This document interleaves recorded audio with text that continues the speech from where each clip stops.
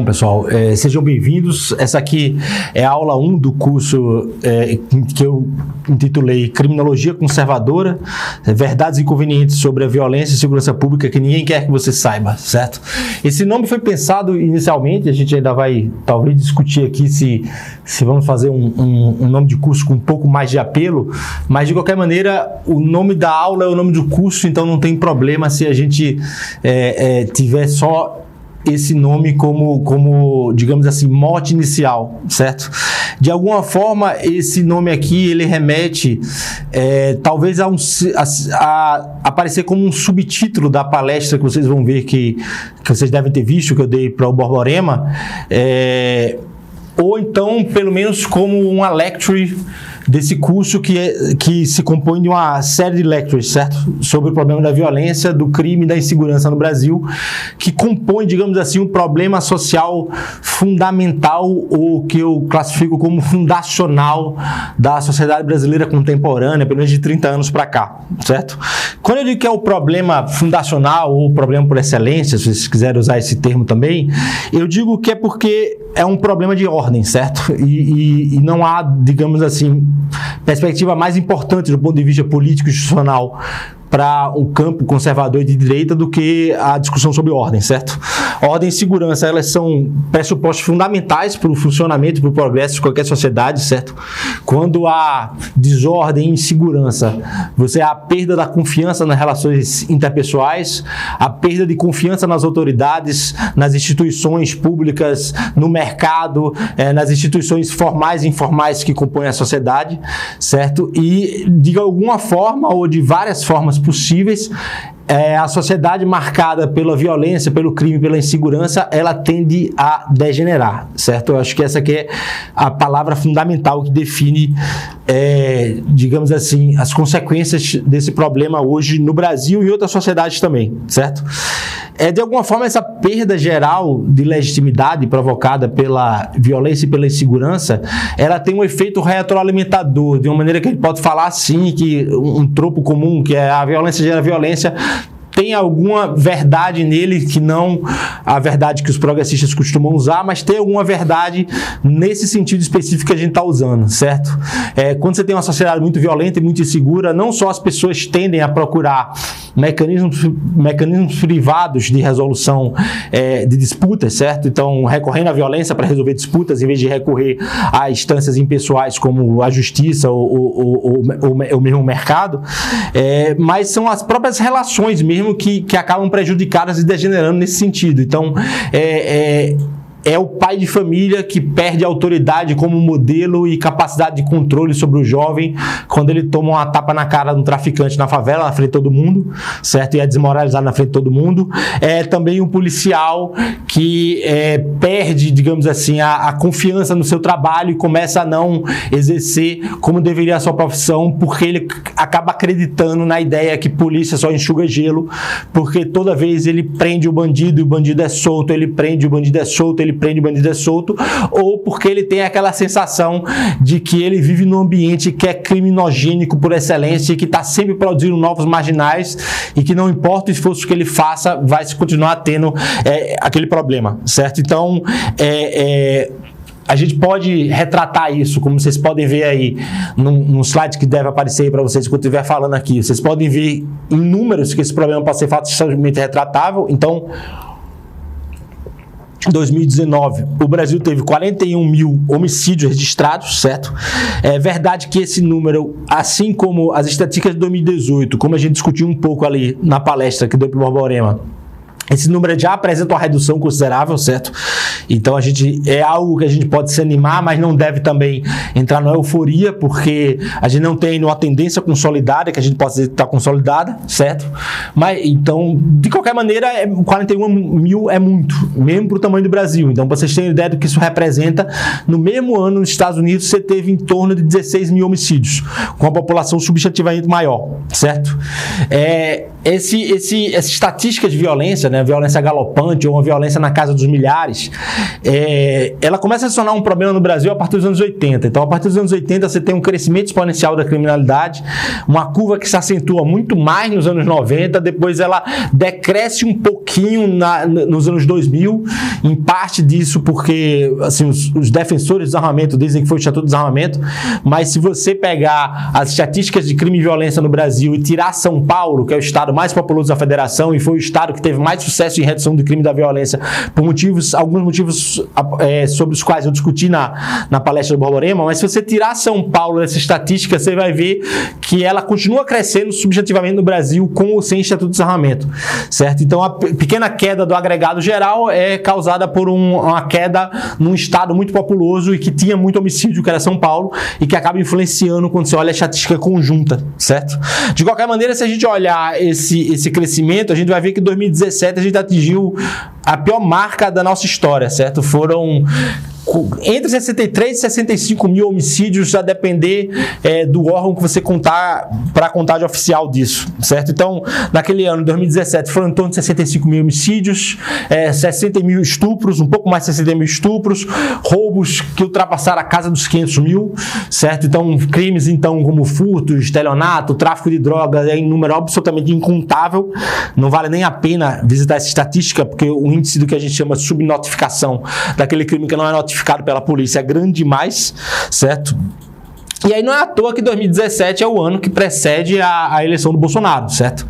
Que é um candidato que, pela primeira vez, traz para o centro do debate, para o centro da discussão pública, um tratamento mais duro em relação à lei e ordem, e incorpora esse discurso, chama para si a responsabilidade, e isso teve, entre outros fatores, teve com certeza impacto para a sua eleição em 2018, certo?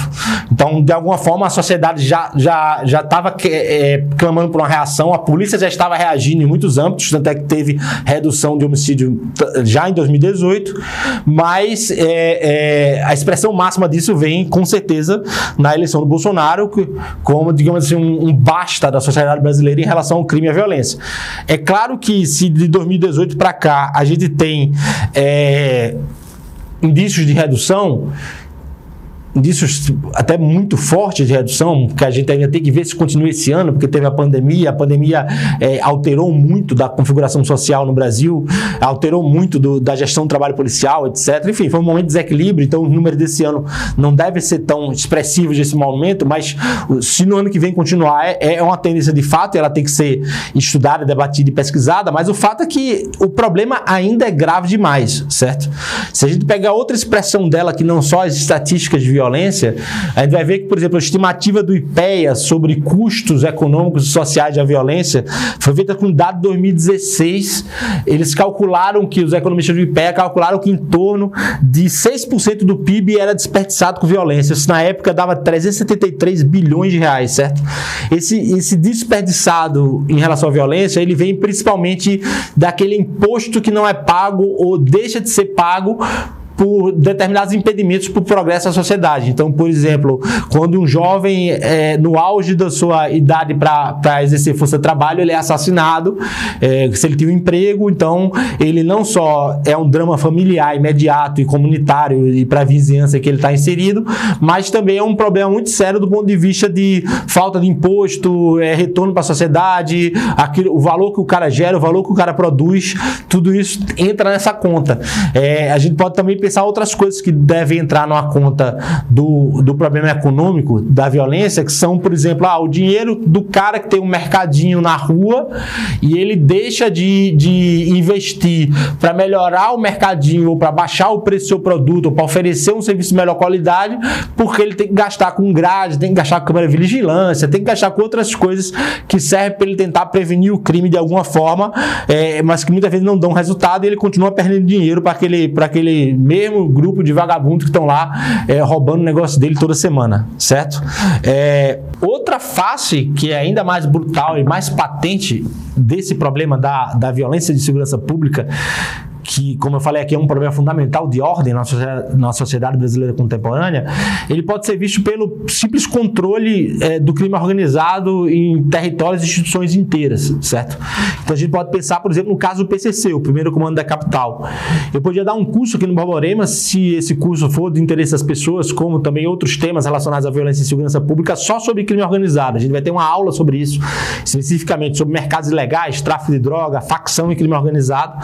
Mas se a gente parar para pensar no problema do PCC, que pode ser debatido e comparado com outras situações, você tem uma ideia da dimensão da bronca que a gente está enfrentando. O PCC, ele exerce praticamente controle sobre o monopólio do tráfico de drogas em boa parte das periferias de São Paulo, em várias periferias brasileiras. Esse controle e monopólio do tráfico de drogas se reflete não só na venda de drogas e de armas, mas também no domínio sobre diversos aspectos da vida daquela comunidade, certo? Prisões inteiras são governadas pelo crime organizado. Essa facção, particularmente o PCC, que não é a única danosa, nem a única de proporções internacionais.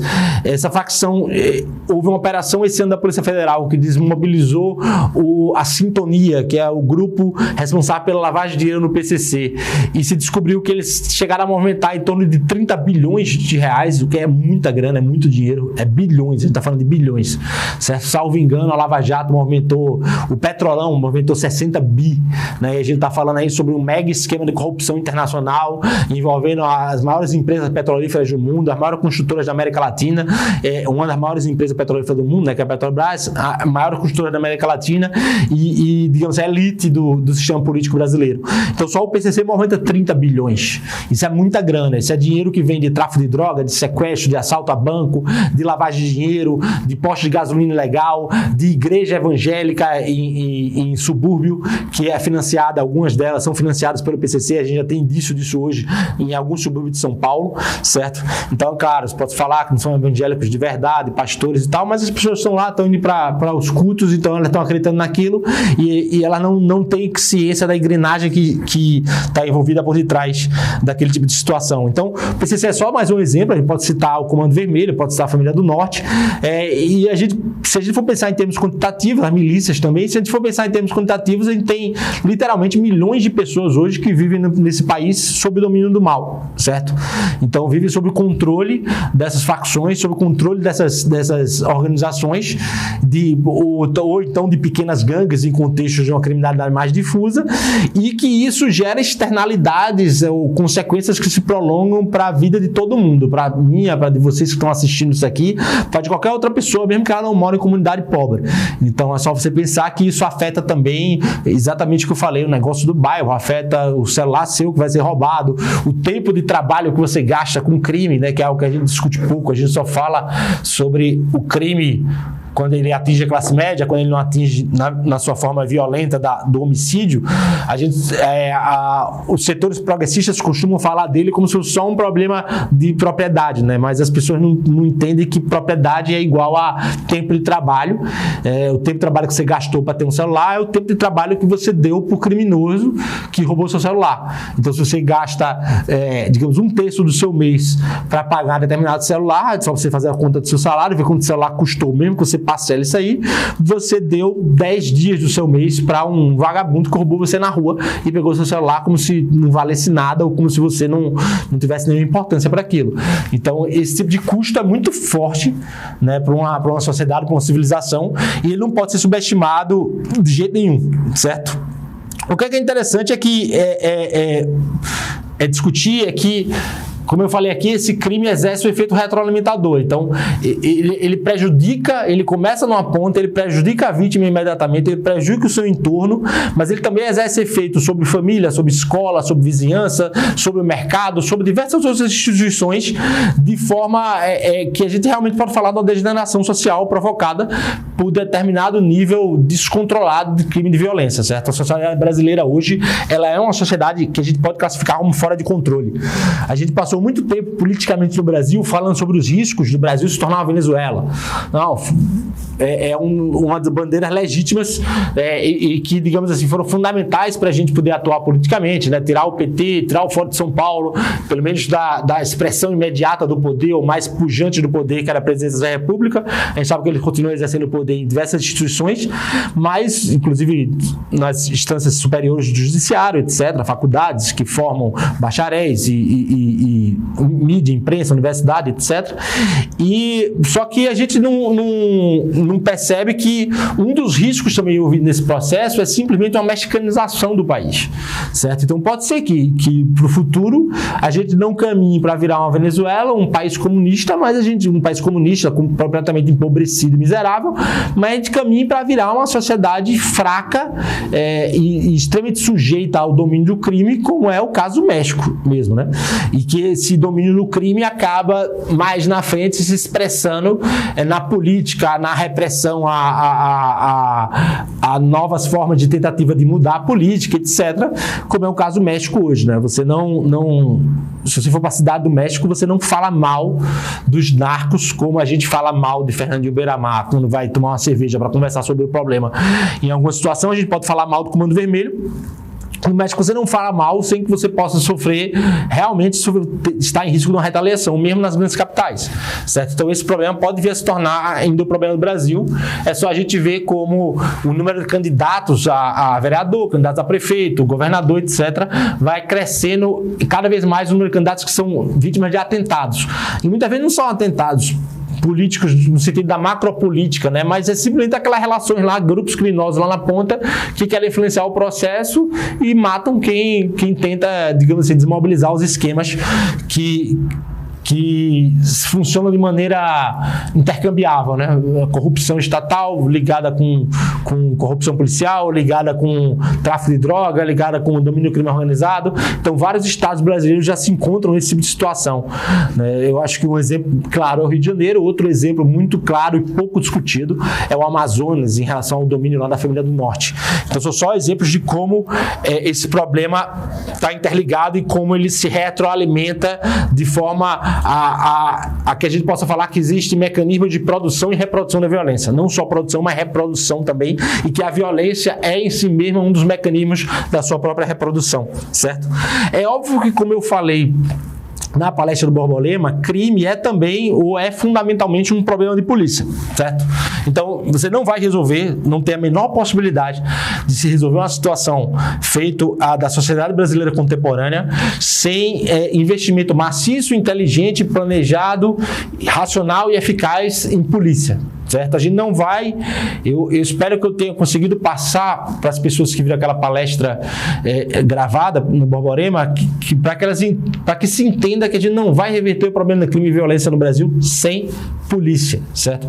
Independentemente do que os ditos especialistas sobre segurança pública falarem, o problema no Brasil hoje do crime e da violência é, antes de tudo, um problema de polícia. Ah, mas ele só se esgota na polícia? Não, de jeito nenhum. Esse aqui é um erro fundamental que a gente não pode cometer na hora de pensar em termos sociais. O problema da violência, como vários outros problemas, é um problema de natureza social porque ele incorpora uma multicausalidade, uma multidimensionalidade que não pode ser ignorada. Mas quando a gente fala que é um problema social, é claro que a gente não está dizendo que ele é um problema social como, digamos assim, os acadêmicos ou especialistas progressistas ou mesmo francamente comunistas, socialistas falam, né? Não é um problema social porque é um problema de pobreza e desigualdade. Não, isso é ridículo, isso é francamente ridículo. A ideia de que pobreza e desigualdade são causas do crime, ela não faz sentido e ela não só um preconceito contra quem é pobre, ela denota um preconceito contra quem é pobre, como ela também é um reducionismo absurdo de um problema e que não explica várias outras situações. Por exemplo, se pobreza e desigualdade fossem causas do crime, a Lava Jato, que prendeu uma série de bandidos, né, todos com diploma superior, muito bem criados, o único cara que talvez tenha tido origem pobre lá, mas passou a maior parte da vida no conforto, foi o Lula, né? Mas todos os outros caras envolvidos na Lava Jato, eles vieram de famílias abastadas, tiveram todas as oportunidades, etc e tal. Então, não pode ser que pobreza explique crime para aquelas pessoas. Da mesma forma, você também pode pensar que a maioria das pessoas pobres em qualquer comunidade, no Brasil, em qualquer país do mundo, não são criminosas. Então, é sempre uma minoria dentro de uma favela que vai estar engajada em cometer crime. E eu não arriscaria dizer, porque esse é um padrão, a gente vai explicar um pouco ele mais tarde. Mas mesmo entre essas pessoas que cometem crime, há ainda uma minoria menor ainda de sujeitos que são criminosos contumazes, criminosos muito perigosos, criminosos de carreira, que vão cometer a maior parte dos crimes e dos atos de delinquência naquelas comunidades, naquelas vizinhanças, certo? Então, crime não é fruto de pobreza, crime não é fruto de desigualdade, certo? Mas também a gente não pode dizer que ele seja simplesmente um problema individual do sujeito que decide por cometer crime.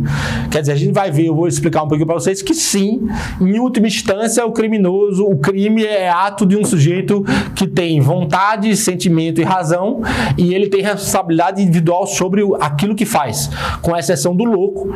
E aí o louco a gente não entra aqui na discussão do julgamento. Mas o criminoso tem, sim, responsabilidade individual pelo que faz, mas, digamos assim, você afirmar que o crime é só fruto de um cálculo de um sujeito isolado, como se aquele sujeito estivesse numa ilha deserta, é o que a gente chama de uma Robsonada, né?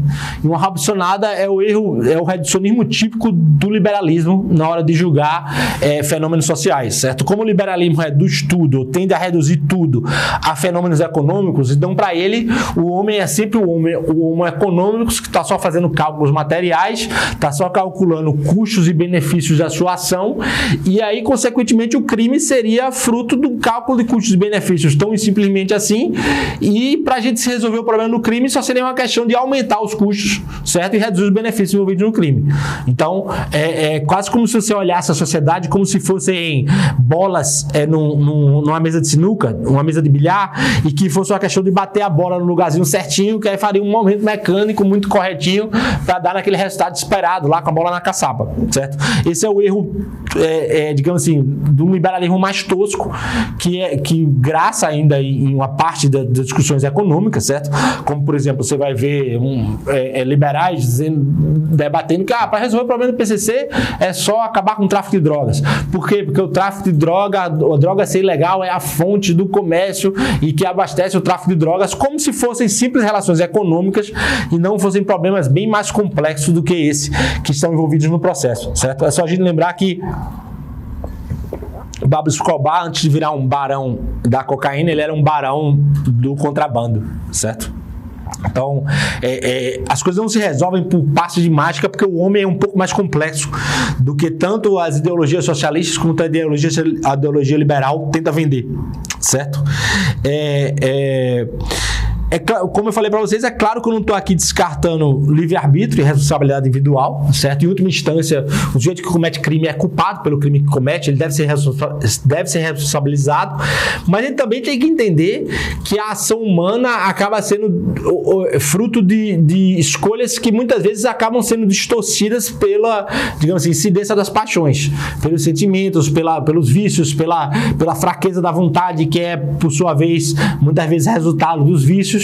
Então, se crime fosse só uma questão de escolha individual, a gente dificilmente poderia falar verdades que são anunciadas pelo Evangelho, como, por exemplo, mais companhias corrompem os bons costumes. Então, ou então verdades que são praticamente universais, que é a importância da família, ou da falta da família, ou da desestruturação da família para a ocorrência de crimes. Então, se a gente pode falar nisso, e a gente deve falar nesse tema, é porque o crime não é simplesmente fruto do cálculo de um indivíduo isolado, como se ele estivesse na ilha do Robinson Crusoe e fosse só uma maquininha de pensar e calcular e tomar decisões, certo? Mas por que então a gente tem que falar numa criminologia conservadora? Tá? Então, mas você fala criminologia conservadora, por que não há criminologia? Por que a gente tem que usar essa palavra? Qual a utilidade de você usar essa palavra, certo? Bom, a gente pode começar falando aqui que criminologia, sociologia do crime, os estudos sobre crime, certo? A gente usa a palavra aqui criminologia no seu sentido amplo.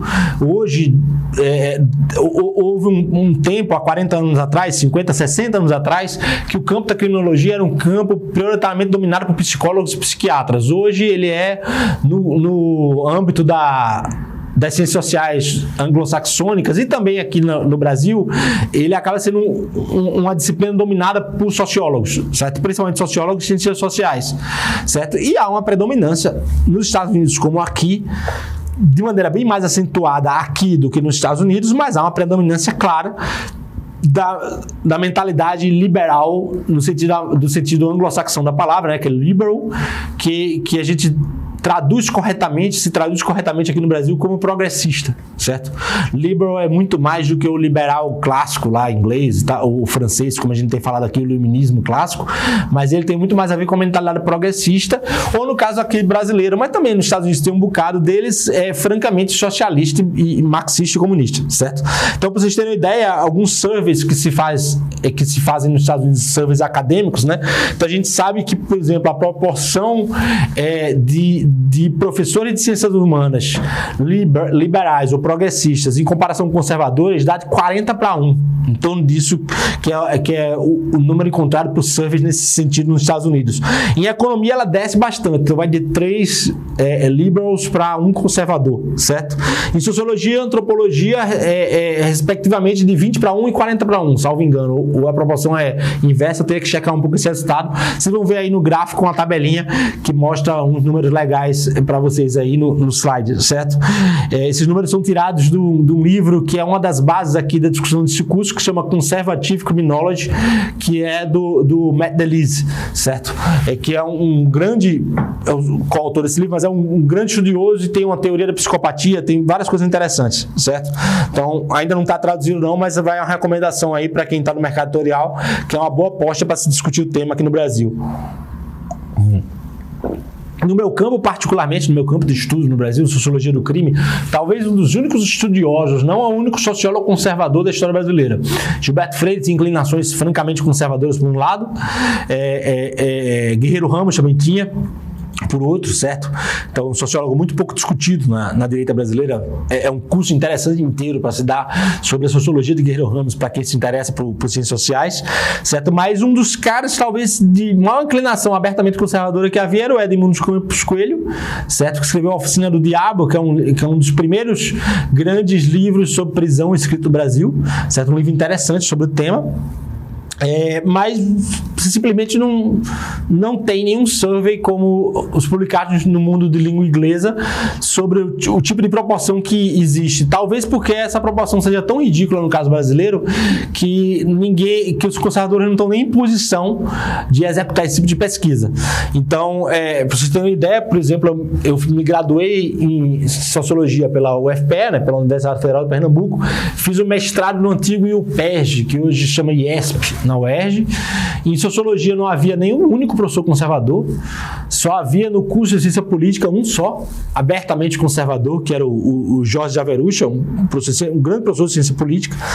Mas no IUPERJ, só um, alegadamente conservador, que é o Christian Lynch, que não é da área de crime e violência, e eu não conheço professores conservadores na área de crime e violência e segurança pública. O máximo que você encontra são professores mais liberais, com inclinação política muito mais quase social-democrata, que sim, de fato já existe hoje um certo acúmulo nessa área, que reconhece o valor da polícia, a importância da polícia, etc., mesmo que de maneira limitada, mas de maneira nenhuma a gente pode dizer que são conservativos, né? Conservadores propriamente ditos, certo? Como todo mundo sabe, né, esse tipo de orientação política, ele é repudiado e moral, política e moral, ele é francamente repudiado na academia, certo? Então eu sou autor de um livro sobre prisão, chama De Quem é o Comando, o desafio de governar uma prisão no Brasil. Tá aqui o livro, se vocês não conseguirem olhar bem para cá, a gente vai colocar um slide para vocês aí na tela com a capa do livro, mas enfim, é um livro de 532 páginas em que eu fiz uma análise sobre se chama Prisional do Pernambuco, e tentando usar o pressuposto, que é um pressuposto que eu aprendi com o Olavo de Carvalho, mas que eu também peguei muito da economia política do chamado ordoliberalismo, né, do Walter Eucken, que é uma escola também pouco estudada pelos conservadores no Brasil, deveria ser mais, o chamado liberal, o social-liberalismo, mas não do PSL, que é esse partido lixo que tem aí, mas é uma corrente interessante que tem um diálogo muito forte com o pessoal do Von Mises. Outra recomendação interessante que eu acho para se estudar no Brasil, para que se tire um pouquinho o foco naquela escola austríaca em termos de discussão sobre capitalismo e se discuta mais considerando instituições. Então o ordoliberalismo é muito interessante, a obra do Walter Eucken é muito interessante, e ele tem uma ideia aqui que toda a economia é uma microeconomia. Então se você quisesse estudar a economia de uma cidade alemã, você tinha que começar a estudar a economia de uma casa alemã. Consequentemente, para estudar a economia do país na Alemanha, você tem que começar a entender a economia de uma casa, de uma residência alemã, da vizinhança, da cidade, por aí vai até você subir. Então, a casa servia de ponto de referência ou de um tipo ideal real para que você pudesse comparar todas as outras coisas. Quando eu falo tipo ideal real, é a ideia que é diferente da ideia do tipo ideal, como você já deve ter ouvido falar, do Max Weber, né, do sociólogo alemão Max Weber, que o Max Weber dizia que para você poder tentar entender a realidade, você tem que exagerar determinados aspectos dela e juntar num construto ideal que servisse de parâmetro de comparação, certo? Então a ideia, por exemplo, do Weber, num livro chamado A Ética Protestante e o Espírito do Capitalismo, é que ele pega várias características que são de várias denominações protestantes diferentes e ele tenta mostrar como o conjunto delas, certo, comporia um certo espírito protestante que teria relação direta com o surgimento do capitalismo, né, para fazer uma tentativa de contraposição às teses simplesmente materialistas da economia que graçavam na época, maiormente o materialismo histórico, o marxismo. Certo? Então a ideia do Walter Eucken que eu tentei aplicar é o seguinte: se eu olhar para uma prisão, se eu entender como é que funciona a facção, mercado legal, sistemas de governança, governo de prisão, repressão da violência, uso da força, se eu tentar entender todos esses aspectos numa prisão só, comparando com a literatura específica, comparando com outras prisões existentes, com outras bibliografias sobre o mesmo tema, eu vou encontrar um parâmetro de referência interessante para se discutir o tema. Então, esse aqui foi o meu objetivo. E eu sei, modéstias favas, que é um estudo muito completo. Entre outras coisas, vocês podem... esse livro está disponível na Amazon, você pode comprar se for de interesse de vocês, mas entre outras coisas, porque eu me debrucei sobre o cotidiano. Eu entrava uma vez por semana na prisão. Depois eu não vou contar aqui a história não, mas eu conseguia acesso para entrar, eu conseguia ficar na prisão junto dos presos sem guarda armada. Fora isso, eu tinha muita amizade com agentes prisionais, policiais, na época que eu trabalhei em governo, então eu conseguia fazer uma visão, digamos assim, um pouco mais holística sobre aquela realidade. E esse livro tem muita informação relevante, ele é relevante, eu já tenho plena segurança disso, não recebeu uma resenha acadêmica até hoje, nem para falar mal, nem para falar bem, porque o tipo de política que se faz com conservadores no Brasil é simplesmente fingir, primeiro você finge que eles não existem, passa um tempo fingindo que ele não existe, né, como fizeram com o próprio Olavo de Carvalho, aí depois de um tempo eles começam a agredir você. Eu estou na fase de que eles fingem que eu não existo, mas não tem nenhum problema, isso aqui não é uma queixa, é só uma constatação, a gente vai vencer essa briga mesmo, a gente já está vencendo e o negócio é não parar de bater de jeito nenhum, certo? Mas ok, digamos assim, beleza, vocês devem concordar comigo que o conservadorismo não está inserido na academia, mas talvez isso não seja uma justificativa per si para que a gente tenha que denominar uma criminologia de conservadora ou defender a utilidade de uma criminologia conservadora, certo? Por quê? Porque não é pelo simples fato de que a gente não pode levar a sério ou levar as últimas consequências determinados pressupostos liberais que dizem que a pluralidade é sempre bom, o diálogo é sempre necessário. Não, a gente sabe que a pluralidade pode ser bom, o diálogo pode ser necessário, mas eles não necessariamente são dogmaticamente bons e necessários, né? Se a gente fosse simplesmente defender que tem que estar todos os espectros políticos e filosóficos e morais representados na academia, por exemplo, a gente teria que defender que teríamos que ouvir a opinião dos satanistas sobre religião comparada, certo? E que é uma tolice tremenda, ou ouvir as pessoas que acreditam que os deuses eram astronautas, né? Como tem aquele livro que eu esqueci o nome do autor, mas que Ou seja, não cabe, não faz o menor sentido. Esse tipo de afirmação é só um tropo retórico democrático bobo, certo? Sem nenhum valor real em si, e que os próprios liberais usam para tentar defender como a sua posição é boa e atrativa, e eles aceitam todo tipo de contribuição, quando na verdade não aceitam. Aquilo é só uma ideologia, ou seja, uma ideologia no seu sentido mais cru da palavra, que é um discurso ou uma afirmação de valores que serve para tentar encobrir uma realidade, certo? Uma afirmação falsa que serve para tentar encobrir uma realidade, certo? O que é que faz o conservadorismo, então, ser uma postura desejável do ponto de vista do estudo sobre o crime, certo? O que faz o conservadorismo ser desejável é justamente o que ele tem de caráter quando ele vai se debruçar sobre o problema do crime, e ele entende que ele deve valorizar, por exemplo, conhecimentos aprendidos pela tradição, respeito ao senso comum, ceticismo quanto à eficácia limitada da intervenção do Estado e quanto ao papel que as utopias exercem na ciência política, exercem na política, o exercício da política de intervenção sobre o crime. Também o conservadorismo acaba sendo importante pela sua ênfase que ele dá em relação à responsabilidade individual. Então, não existe, digamos assim, uma criminologia conservadora que não comece partindo de uma discussão sobre o criminoso em si, sobre quais são as características prioritárias ou que são mais encontradas nos criminosos e como é que elas se formam, que fatores podem ajudar na sua formação, certo? Então, esses são, digamos assim, pontos que fazem essa criminologia desejável e fundamental. Tá? E é nesse sentido que eu posso me classificar como um conservador. Essa palavra tem sido usada muito subejamente, digamos assim, talvez até de maneira muito liberal por nós hoje no Brasil, porque no final das contas conservador virou tudo que não é de esquerda nem é liberal. Certo? Então, o Chesterton, salvo engano, foi o Chesterton que dizia que conservadorismo é só uma forma de você ser idiota, assim como o progressismo.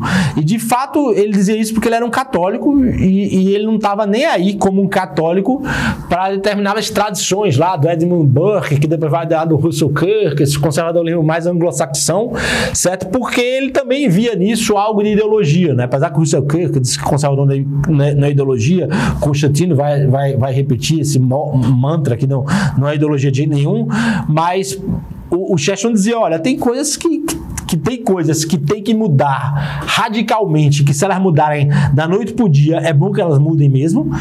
Tem coisas que não é para mudar de jeito nenhum, nem de maneira progressiva, nem de maneira violenta, nem de maneira brusca, nem de maneira consentida, nem democrática, certo?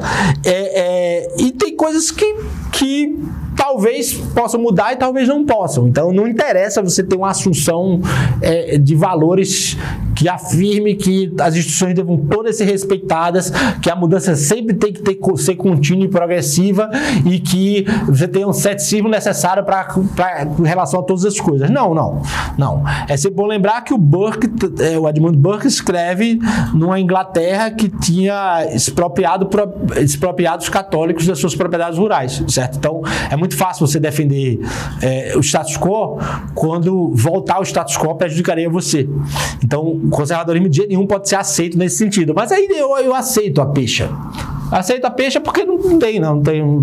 Eu sou católico, mas não dá para dizer que também eu estou fazendo uma criminologia católica, porque politicamente falando não faz sentido falar que você politicamente é católico, certo? Mas eu aceito a pecha e eu acho que ela é útil, digamos assim, ela é útil politicamente e também academicamente na hora de fazer classificações. Da mesma forma que é útil também classificar determinado pensamento como progressista e determinado pensamento como socialista e comunista, mesmo que nem todas as opiniões dele fechem num pacotinho do que seria o comunismo ou o socialismo propriamente dito, certo? É bom lembrar que então essa assunção, certo, de uma criminologia conservadora, ela se opõe fundamentalmente à criminologia progressista ou socialista, certo? Por que ela se opõe? Porque uma criminologia progressista ou socialista vai estar muito preocupado com a incidência do meio sobre o indivíduo, certo? Aqui é a ideia que o indivíduo como locus ou como centro da responsabilidade individual, o indivíduo como centro, inclusive o individualismo metodológico como algo que a gente deve começar a pensar na ação humana como fruto do indivíduo responsável, capaz de exercer vontade sobre os seus atos, certo? E ser responsabilidade pela consequência dos seus atos. O progressismo e o socialismo vão ver que não, aquela ação individual é fruto de um meio externo a ele.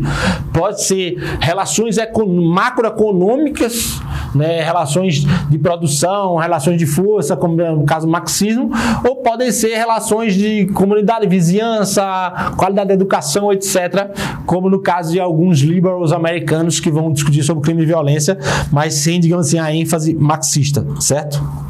É importante lembrar que a escolha criminosa, certo? Ela sempre vai se relacionar com fatores que a criminologia conservadora vai enfatizar como eminentemente individuais. Então, por exemplo, falta de empatia, impulsos hedonísticos, problemas de caráter, vício, impulsividade, que é também baixo autocontrole, coisas que a gente vai discutir aqui, mas que fazem parte, que são características prioritariamente individuais, certo?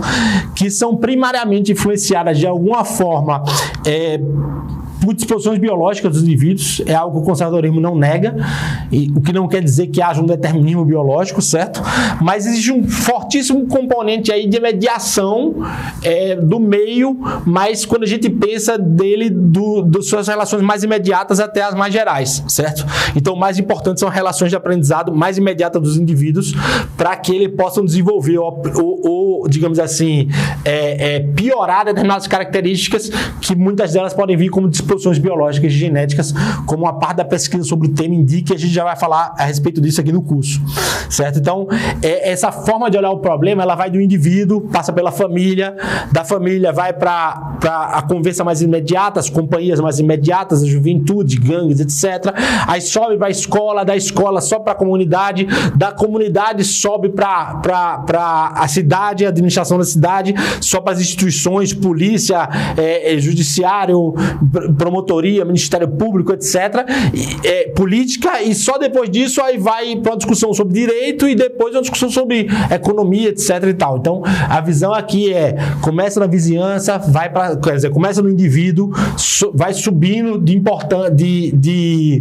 digamos assim, camadas de influência até ir para cima. Então, se a gente não entende aqui o mais imediato, a gente não entende o que é que tem aqui mais em cima desse quadro. A esquerda, o progressismo, o socialismo vão olhar exatamente o oposto, certo? Eles vão tentar ver o quadro mais macro primeiro e ver como ele se reflete lá na ponta no quadro mais imediato, certo? Então, esse aqui, digamos assim, é o ponto de partida de uma criminologia conservadora, certo? Então, a gente pode falar que essa criminologia conservadora, ela parte, digamos assim, não só dessa concepção mais macro ou essa cosmovisão mais geral sobre o problema do crime, mas ela também enfatiza determinados aspectos que são importantes de delimitar para que a gente entenda a diferença delas para outras concepções em criminologia. Vocês vão ver no decorrer desse curso que eu vou falar sobre algumas escolas de criminologia. Porque algumas escolas de criminologia, apesar de elas não serem conservadoras, elas têm descobertas interessantes. Então, algumas descobertas podem servir para refinar melhor modelos explicativos, desde que a gente não tome elas como uma explicação total ou principal dos problemas que a gente está tratando aqui, certo? Eu poderia dar um curso inteiro sobre isso, sobre introdução à criminologia, até pensei em dar quando o pessoal do Borborema me convidou para vir para cá, para dar esse curso para vocês, mas eu achei que era muito melhor dar um curso que fosse mais voltado para um instrumental, para se entender um problema prático ou uma série de problemas práticos que se relacionam com o problema da violência e da insegurança que assolam a sociedade brasileira hoje, certo? Então é muito melhor do que eu dar um curso acadêmico sobre diversas escolas. Se for do interesse das pessoas, vocês podem falar com o professor do Borborema, etc., e levantar uma determinada quantidade de alunos que queiram fazer isso, manda e-mail para cá e eu posso preparar sem problema nenhum, porque pode ser muito útil também para estudantes de direito, gente que está na polícia, pessoal que está trabalhando com isso, de psicologia, que se interessa pelo assunto, ciências sociais, se interessa pelo assunto e quer ter um tipo de visão um pouco mais segura do que o que é ensinado hoje na academia, certo? Então, alguns pontos de partida são interessantes, certo? Para a gente entender o que é que seria essa criminologia conservadora, por que ela deve ser defendida e valorizada, ou ela deve ser tomada como ponto de partida para se entender os problemas do crime e da violência, certo? Esses pontos de partida aqui eu peguei dos livros que eu falei aqui do Conservative Criminology, principalmente, né, que é o Matt Delise e o John Wright, certo? São dois autores do livro, eu falei lá o Matt Delise lá na frente, mas não falei do John Wright, não tem problema. De novo, vocês podem ver aí no slide, que a gente vai passar para vocês rapidinho. Então, esse livro é muito interessante, vale a pena dar uma lidinha e tal, e ele faz esse tipo de discussão, certo? Então, em primeiro lugar, né, uma criminologia conservadora, ela vai se caracterizar pela valorização de que comunidades funcionais seguras, certo? Então, a ideia aqui é que sim, segurança é um bem desejável sobre diversos aspectos, não só o aspecto político e econômico, mas sobre o aspecto social no seu sentido mais amplo da palavra, e segurança e ordem são valores que devem ser procurados e defendidos, certo? Então, a criminologia conservadora vai defender a ideia de que sim, a gente tem que procurar meios de se alcançar uma sociedade mais segura em que as pessoas possam exercer o trabalho, o lazer, a religião, a vida econômica e outros aspectos importantes de maneira plena e livre, certo? Então, como eu falei para vocês aqui, quando a ordem e a confiança se quebram, esse exercício é eminentemente limitado, quando não francamente degenerado, e ele acaba virando ou ele acaba sendo, digamos assim, fonte de mais desordem e de mais problemas sociais, certo? Então, criminologia conservadora é prioritariamente valorizar segurança e ordem como bens que devem ser procurados, certo? Segundo lugar, é importante entender que crime vai ser sempre discutido aqui como problema moral, certo? Isso significa que, do contrário do que muitos cientistas sociais procuram falar, tipo, vou falar sobre o crime como se o crime não fosse um mal a ser enfrentado, a ser punido, a ser coibido, mas eu pudesse usar um distanciamento metodológico em que eu não vejo o criminoso em si, eu não faço julgamento de valor. Não, isso é de ciências humanas, isso é só digamos assim, uma espécie de construto artificial que as pessoas usam para expor um determinado problema sem, digamos assim, cair na indignação, certo? Ou seja, com uma certa frieza. Mas do ponto de vista real, do ponto de vista do posicionamento das pessoas, sim, você deve entender o crime como um problema moral. Então, isso significa dizer, por exemplo, que a gente não aceita determinados pontos de vista, como da criminologia crítica, que colocam o criminoso como uma vítima, como alguém que está reagindo ao sistema, o crime como ato proto-revolucionário, como o Boris Fausto, né, que é o historiador que fala sobre banditismo. Então, sim, não dá para tomar isso como sério, certo? Então, essa assunção de uma posição conservadora que vê o crime como um ato moral, e que ele é um ato moral que ele é reprovável em si mesmo, é algo importante para que a gente possa começar a avaliar essa situação. O que não significa que a gente vai ficar rasgando as vestes aqui toda vez que a gente for falar de problemas sociais relacionados ao crime, porque é preciso ter um mínimo de frieza, um mínimo de prudência e de fortaleza na hora de lidar com assuntos assim, certo? Então, terceiro lugar, né, em termos de criminologia conservadora, como a gente já falou aqui, para reforçar, o crime é, sim, a não ser excluindo seus casos patológicos, ele é um ato de um sujeito livre, que é formado em si mesmo, que ele tem razão, ele tem vontade, ele tem sentimentos, mas ele é livre para fazer a escolha que ele fez, certo? E ele é responsável por essa escolha.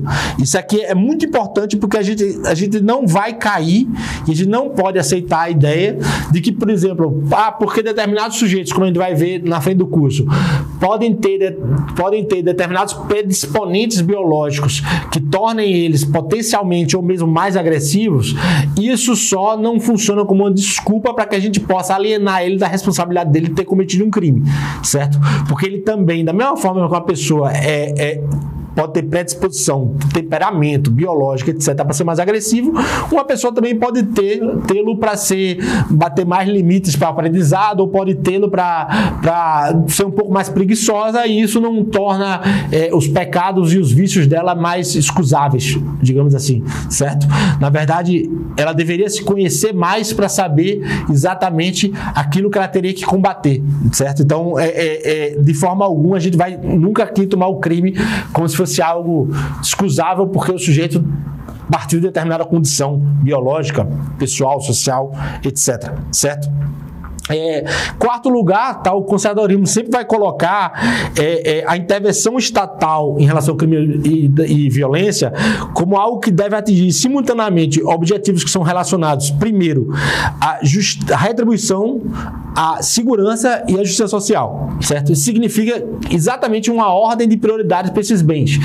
Ou seja, o crime, ele deve, antes de tudo, ser objeto de retribuição, porque é pela retribuição, pela punição do ato que se cometeu, no ato criminoso que se cometeu, que se afirma a justiça, certo? Que se faz justiça. Justiça, tomada em sentido amplo da palavra, nada mais é do que dar a cada um aquilo que é de direito ou aquilo que lhe é devido, certo? Então, quando o sujeito comete um mal, ele deve ser punido de maneira proporcional ao mal que ele cometeu.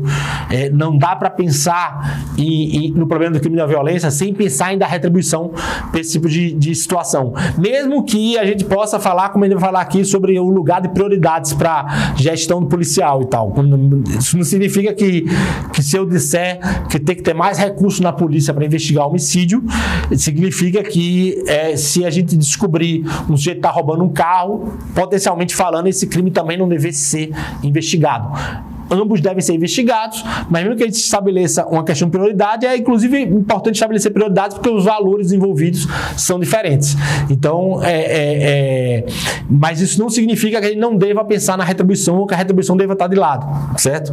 Da mesma forma, a gente também tem que pensar que determinado nível de justiça social pode ser discutido. Eu não gosto muito dessa palavra, não, mas se a gente for pensar em termos de...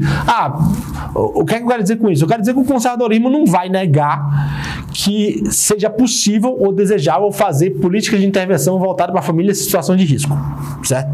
Então, é óbvio que se família é um problema para a ocorrência de crimes, a gente vai ver que é óbvio que a gente pode pensar, desde que respeitados os princípios da subsidiariedade, né, como se fala comumente, né, aquela ideia de que nenhum âmbito superior das instituições deve tentar resolver aquilo que um âmbito ou que uma camada inferior pode resolver por si mesma, né? Então, o Estado não deve ficar tentando resolver tudo que a família pode e deve resolver por si mesma, mas tem famílias em determinadas situações que sim, pode haver um programa específico para elas, para que se possa salvar vidas, evitar delinquência, etc. Como, por exemplo, você pode ter, é perfeitamente legítimo ter um programa, uma casa provida, financiada pelo Estado, que sirva para que mães não abortem seus filhos quando elas estão desesperadas e tem, digamos assim, um bando de feministas oferecendo meios lá disponíveis para que elas possam levar esse aborto a ser concluído, né? Então não há problema nenhum na ideia de que o Estado possa oferecer algum tipo de programa de compensação ou de justiça social nesse sentido, certo? Quinto lugar, a gente tem que sempre pensar que, primeiro, o conservadorismo não rejeita a pena de prisão, né? Esse é o ponto fundamental. E é o ponto fundamental por quê? Porque tem determinadas correntes da criminologia, como influenciadas pelo chamado abolicionismo penal, que vão afirmar por si mesmo que a prisão não resolve nada, que a prisão deve ser abolida e que a prisão é um mal a ser combatido. Não. A gente entende a prisão como algo com eficácia mais limitada do que se costuma dizer, mas entende a prisão como digamos assim, um mecanismo punitivo totalmente necessário, pode ser aprimorado, deve ser aprimorado em muitos casos, não vai dar nunca os resultados que alguns progressistas acham que ele vai dar, mas pode dar resultados melhores do que ela dá, certo? E também não há nenhuma rejeição aqui dogmática para discussões como, por exemplo, pena de morte, certo? É uma discussão perfeitamente viável, a depender do crime envolvido, do sistema de justiça, etc. É algo que a gente pode discutir, sim, sem nenhum problema. E é claro, gente, quando a gente fala sobre essa assunção de posições em relação à pena, é claro que a gente não está dizendo que medidas alternativas que empreguem trabalho, por exemplo, para retribuir determinado tipo de crime com menor potencial ofensivo, não possam ser desejáveis em determinados contextos. Pode ser que sim.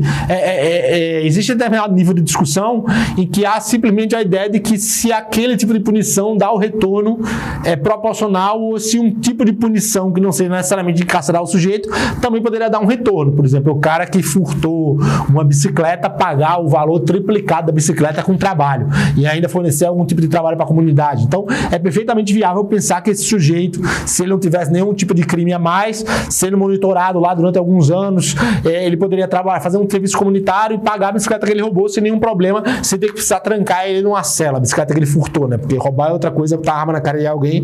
Então, esse é um crime bem mais sério do que a simples ideia de expropriação de uma propriedade, certo? Que não é tão simples assim, como eu já falei aqui, que ela implica tempo, roubar tempo das pessoas, toda a discussão moral que não se faz aqui no país, mas que deveria ser feita, certo?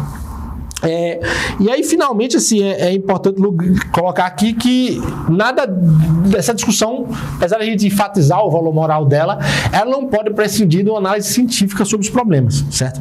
Não adianta nada eu fazer afirmações que são meramente morais e que elas não têm um impacto científico ou uma correlação científica real, certo? Então, a gente tem que, quando se discutir o problema sobre crime e violência, apesar de a gente entender que ele é um problema moral, a gente tem que ter uma visão um pouco mais fria da situação que a gente está enfrentando, do problema que a gente está enfrentando, e olhar ele com um pouco mais de realismo político, institucional e prático e científico, para que ele possa entender o que é que funciona, o que é que não funciona, o que é que faz sentido, o que é que não faz, o que é que causa revolta, mas não dá para fazer muita coisa, o que é que causa revolta, mas dá para intervir de fato. Então a gente não deve, digamos assim, se pautar pelas entranhas nesse debate, até porque é um debate muito delicado, né? A gente discute temas delicados, violência, crime de segurança, pedofilia, estupro, assassinato, são temas eminentemente delicados e que costumam despertar muita raiva nas pessoas. Então a gente tem que ter um mínimo de frieza para discutir esse assunto sem muito envolvimento emocional, certo? Então acho que você já deve ter entendido aqui que a minha proposta nesse curso é que a gente possa discutir o problema do crime e da violência como se fosse um modelo de cascata, né? Então a gente tem aqui o indivíduo, as características individuais, as predisposições biológicas que podem estimular a agressividade, estimular a delinquência, e aquilo vai desaguar em família. Então, de que maneira a família pode intensificar e tornar mais problemática ainda essas características, de que maneira ela pode coagir elas, coibir elas, até mesmo direcionar para um sentido virtuoso. Então, de que maneira a família falha nesse processo, quando a família falha, o que é que isso vai dar na comunidade mais imediata, nas relações mais imediatas dos jovens, certo?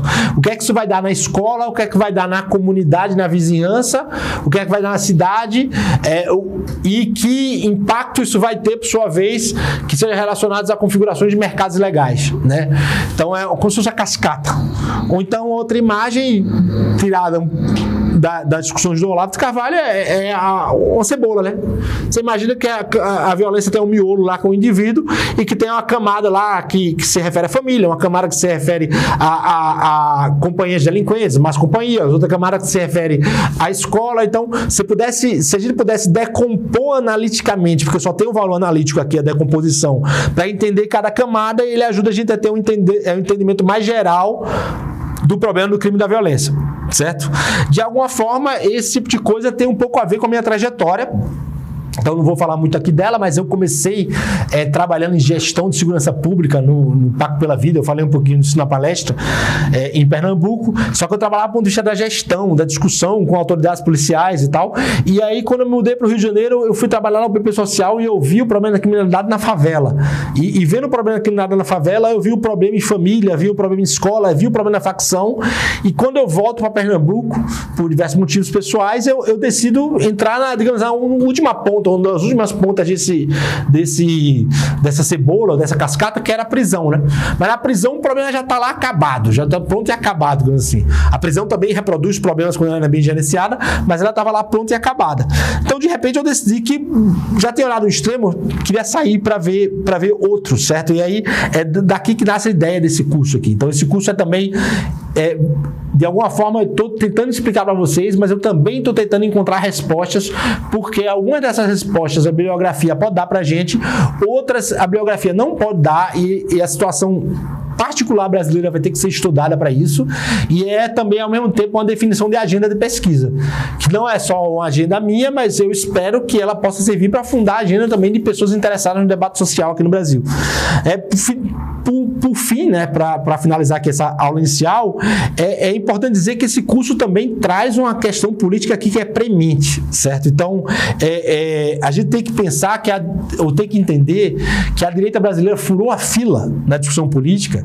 Então, ela ganhou a presidência, mas ela ganhou a presidência sem ter o menor acúmulo sobre uma discussão específica do social, certo? A gente não tem acúmulo sobre o debate social. A gente não tem acúmulo sobre o debate social, a gente não tem acúmulo sobre o debate sobre gestão do Estado, certo? Sobre política pública. A gente tem discussões muito boas, fundamentais, que o Borba Moreira faz, que o Olavo de Carvalho iniciou, sobre educação, filosofia, cultura, etc. Mas ele não tem uma discussão sobre o Estado brasileiro, sobre instituições, sobre políticas públicas e nem sobre os problemas sociais propriamente ditos. Problemas sociais propriamente ditos, hoje, eles entram na casa comum, muitas vezes da economia, que na direita brasileira é, digamos assim, terreno fértil do liberalismo, certo? Particularmente do liberalismo com forte influência da escola austríaca, né, de economia. Então, o social ficou negligenciado nesse aspecto.